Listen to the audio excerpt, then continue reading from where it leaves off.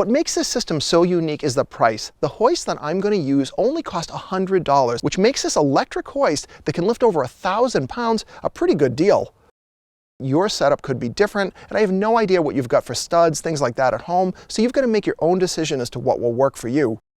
Now the key to mounting this system is this. This is a piece of steel called Unistrut. You can get this at Home Depot. In fact, that's probably the best place to buy it because these things are 10 feet long. And the good thing for my install is I won't even have to cut it. I plan to install the Unistrut directly to these studs. You don't want to just screw this thing right into the studs using lag bolts. That just won't be enough support. So I'm going to connect this using two types of brackets. It slides right over the Unistrut and then it clamps tightly on it, but that won't still allow me to connect right to these studs. So I'm going to use a type of L bracket.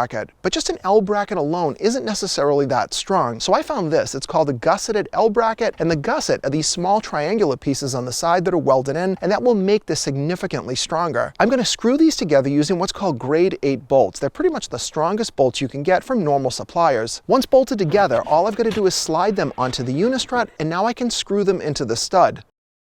I'm going to initially lay this thing out using this laser level. All I want to do is kind of keep it straight. I'm going to just use one bolt initially. I think it will be strong enough, and I do like the idea that a single bolt will allow these brackets to swing a little bit until they're all completely aligned. And these are 1/2-inch bolts. I'm going to start with the end bracket. That will allow me to slide the Unistrut in, and then I can place each bracket in position, because you've got to remember these studs may not all be exactly aligned. And if there's anything off a little bit, I can just adjust it as I go.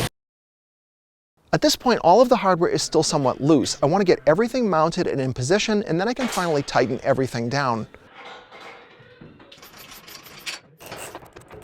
Now mounting this rail was fairly easy, but I wanted to take it one step further because of course these struts that are going across my roof are just held in place by these nails. So I drilled another hole through each cross member at the end and inserted another grade 8 bolt. That would prevent these studs from ever coming apart. Now of course it is possible that these 2x6s could still break and shear off, and that is a risk that you take. Now I'm ready to install the hoist, and surprisingly this is like the easiest part of this job because now there are so many companies selling these hoists and motors. They've made all kinds of accessories, and the one you want if you're doing the setup like me is you want to get this trolley system. These bolt to the existing bolt holes on the hoist, and they include these heavy-duty roller bearings. Once I put this inside the Unistrut, I can now slide the entire trolley system back and forth.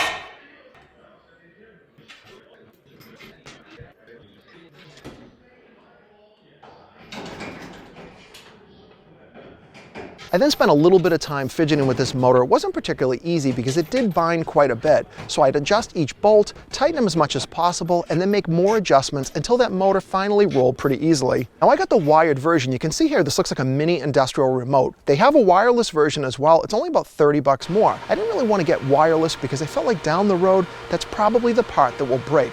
With everything tightened down, it was finally time to try it out. Now I am going to start small. All I've got to do is push the button and watch this thing work. One thing you'll notice with this motor is it's fairly responsive. When you press the button, the motor stops instantly or starts instantly.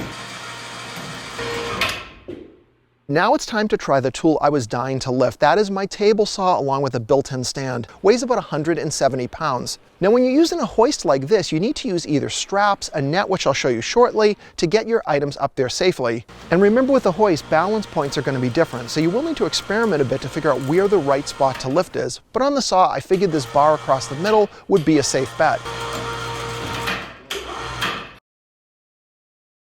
The motor had no problems at all lifting the saw. I also lifted this lawnmower. This is a really unusual rail mower, weighs about 250 pounds, and it really didn't have any issues, though you can see that the balance point here was not good. Here's the best safety tip that I'm going to share that others just don't talk about. The first is don't ever get on your hoist, elevator, or lift. If you keep people and pets off it, you're never going to have a serious problem. The other tip is don't ever get under it when you're lifting something. These bolts, cords, cables, they can break. This is not a commercially engineered system for safety. Once the item gets up in the air, I can slide the motor off and I can unload it safely on the attic. My goal here was just to be able to lift between 200 and 400 pounds. Now one question many of you will have is how do you lift an item that doesn't have a point that you can connect to? Well, that's easy if you use one of these cargo nets. So here I'm going to try to lift up 5 bags of pellets. These each weigh 40 pounds, so that's going to be 200 pounds inside the net. Now the net has a couple of huge bonuses. First off, it's easy. Just throw it on the ground, load what you want into it. When the net pulls up, all of the weight will automatically go to the center.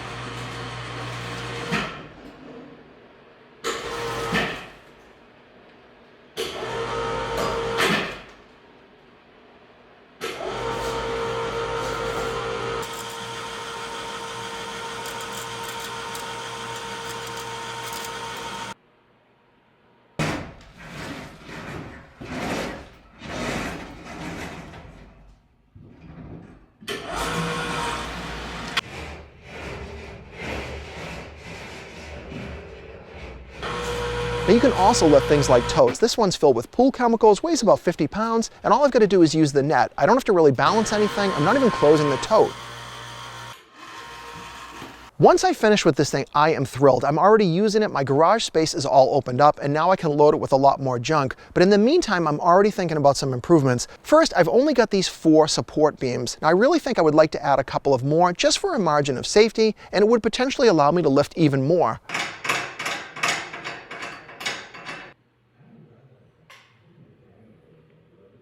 The other annoyance here was the cables and the power outlets. Because I don't have an electric outlet here yet, I decided to try my EcoFlow to see if it would actually power this thing, and it worked perfectly. This one is the Delta 2 Max. This is an easy way to power this thing temporarily until I can install my outlet. I get tons of feedback about these things that they can't run tools, and you'd be surprised at how much equipment these small power stations can actually run. I spent just about $250 in total, and now I have essentially doubled the space in my garage. It is tough to spend any amount of money like that and get that kind of result. But what else would you guys recommend? Would you do anything else? None of the equipment you saw in today's video was sponsored except for one item, the EcoFlow Power Station. And if you've ever wanted to get one of their power stations, they are fantastic, especially for running things like tools. You can get up to 60% off right now. You can go to the top comment in this video as well as the description. I've got a special code and a link, and you can take advantage of the year-end promotion before it's over. And I hope you liked this video. If you did, be sure to give it a thumbs up and subscribe to my channel if you're not already for more videos coming up.